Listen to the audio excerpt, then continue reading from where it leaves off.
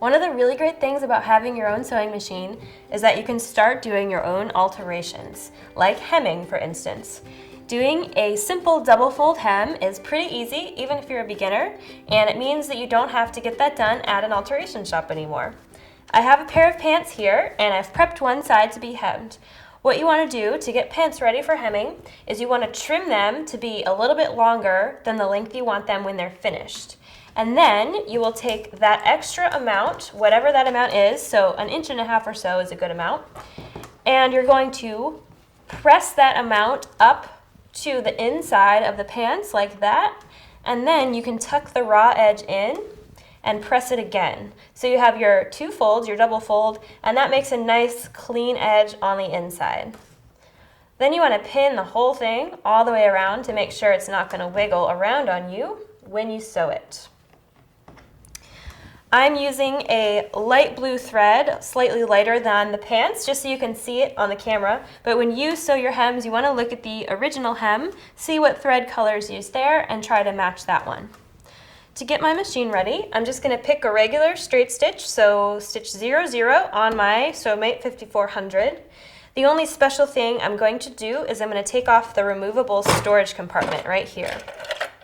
What that does is it reveals the free arm of the machine, gives me access to that, so I can slip the pants right around it very easily.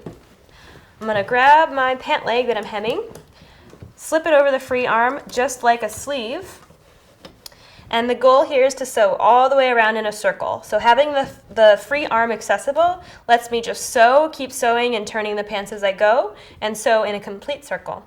To know where I need to put my line of stitching, I'm going to feel through the fabric and just feel the ridge, that's the fold on the inside, and see what line on the machine best corresponds with that. So for me, it's the furthest line out, but depending on the width of your hem, it could be a different line. So you just want to figure out where you need to stitch, look for a landmark on the machine, and that's what you'll follow.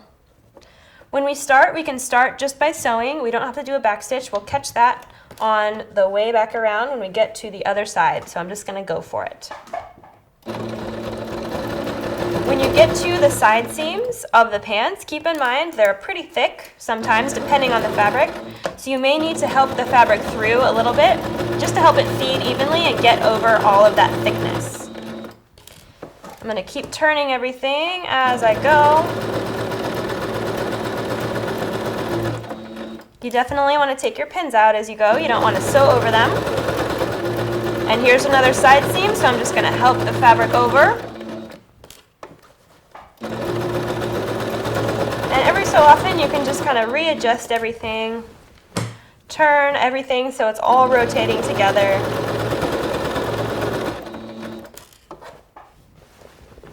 And as we approach where we started, you want to look at your stitching, make sure you're nice and straight, and aim for your starting point because you want to overlap it slightly and do a little back stitch right there to catch your initial thread tails. Once we finish, we'll lift our presser foot, pull it out, cut our threads, and here is our beautiful finished hem.